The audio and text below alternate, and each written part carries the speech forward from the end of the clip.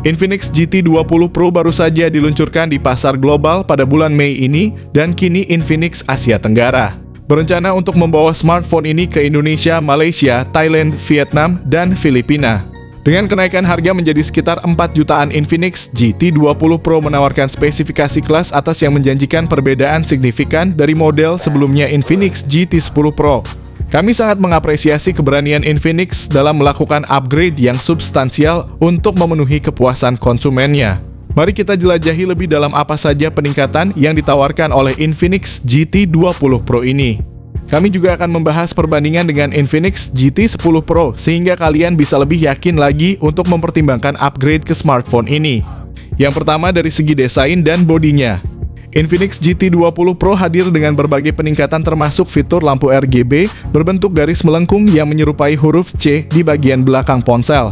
Meskipun Infinix GT 10 Pro sebelumnya sudah dilengkapi dengan lampu RGB, ukurannya lebih kecil dan posisinya ada di samping modul kamera.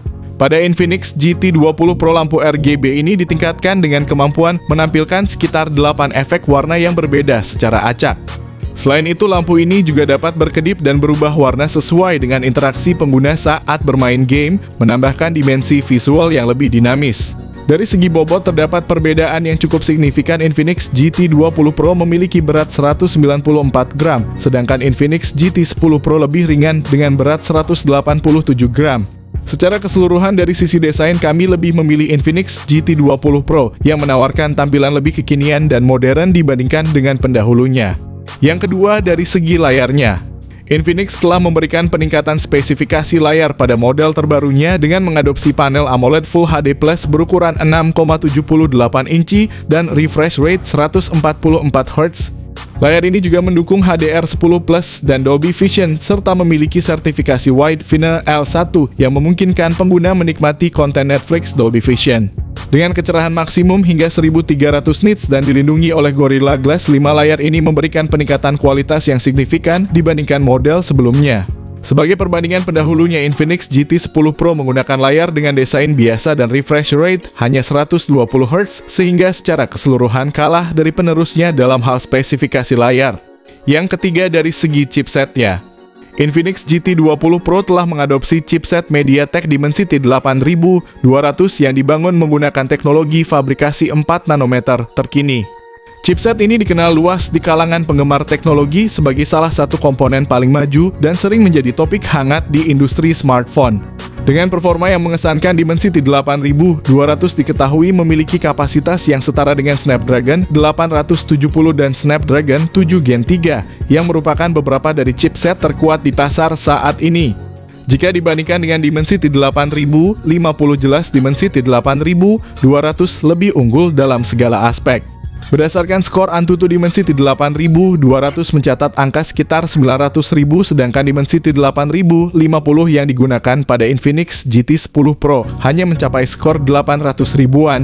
Infinix GT 20 Pro tersedia dengan pilihan RAM 8GB hingga 12GB dan penyimpanan internal 256 GB.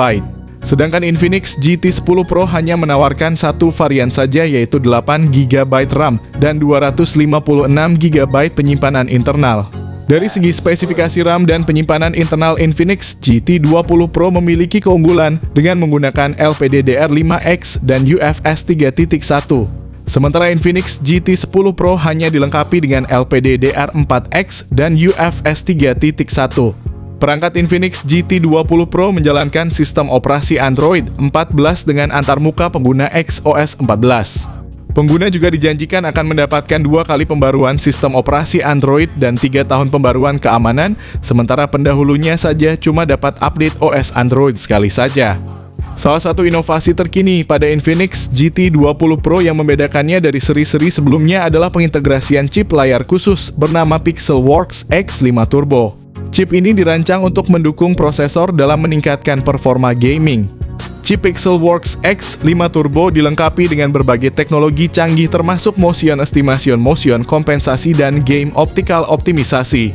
Teknologi-teknologi ini membantu meningkatkan frame rate hingga 120 fps pada game yang secara default tidak mendukung frame rate sebesar itu.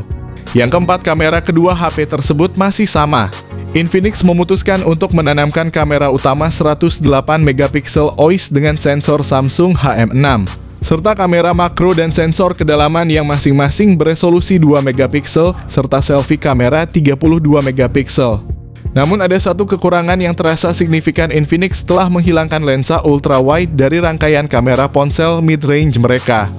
Dalam hal perekaman video, Infinix GT20 Pro menyediakan kemampuan merekam video 4K pada 30 fps. Sementara kamera depannya tetap pada resolusi 2K yang dianggap cukup untuk video selfie dan panggilan video. Mirip dengan model sebelumnya Infinix GT10 Pro, ponsel terbaru mereka tampaknya tidak mengutamakan peningkatan kualitas kamera. Yang kelima, dari segi konektivitasnya. Alih-alih mempertahankan karakteristik sebagai ponsel gaming, Infinix malah menghilangkan fitur yang cukup vital, yaitu jack audio 3,5 mm pada model ponsel menengah ke atas mereka. Langkah ini sepertinya dimaksudkan untuk memberikan kesan lebih premium pada perangkat terbaru mereka.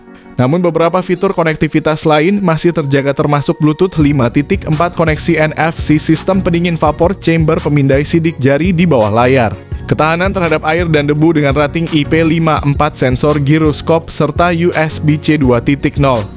Dalam paket pembelian yang akan kalian terima, Infinix menyertakan beberapa aksesori gratis untuk meningkatkan pengalaman penggunaan kalian. Ini termasuk sebuah case pelindung untuk menjaga keamanan smartphone kalian, sebuah fan cooler yang efektif untuk mendinginkan perangkat selama sesi gaming yang intens, serta finger grip yang dirancang khusus untuk memberikan kenyamanan dan kontrol yang lebih baik saat bermain game.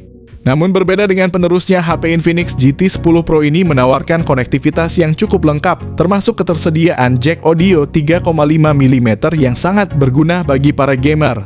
Perbedaan utama antara kedua ponsel ini terletak pada dua fitur. Infinix GT10 Pro dilengkapi dengan jack audio 3,5 mm dan slot kartu memori. Sedangkan Infinix GT20 Pro tidak memiliki kedua fitur tersebut. Yang keenam, dari segi baterainya. Kedua ponsel ini tetap sama dalam hal kapasitas baterai. Infinix menyediakan baterai dengan kapasitas 5000 mAh dan dukungan pengisian cepat 45 Watt. Yang ketujuh, dari segi harganya. Ketika meluncurkan Infinix GT10 Pro di Indonesia, Infinix menawarkan satu varian RAM 8/256 GB dengan harga sekitar 3,5 juta. Sementara itu di pasar global, Infinix GT20 Pro dijual dengan harga sekitar 4,4 juta. Namun kami mendapatkan bocoran bahwa untuk pasar Indonesia, Infinix GT20 Pro akan dijual sekitar 4,2 juta. Ada bocoran menarik lainnya bahwa varian 8/256 GB dari Infinix GT20 Pro juga akan hadir di Indonesia dengan harga yang lebih terjangkau, yaitu 3,9 juta saja. Jadi sudah terlihat jelas perbedaan antara Infinix GT10 Pro dan Infinix GT20 Pro. Secara keseluruhan, Infinix GT20 Pro memiliki keunggulan yang signifikan atas model pendahulunya. Dengan demikian, tidak ada lagi alasan untuk ragu memilih Infinix GT20 Pro. Oleh karena itu, ketika model ini resmi diluncurkan di Indonesia, kalian bisa langsung mempertimbangkan untuk membeli smartphone terbaru ini.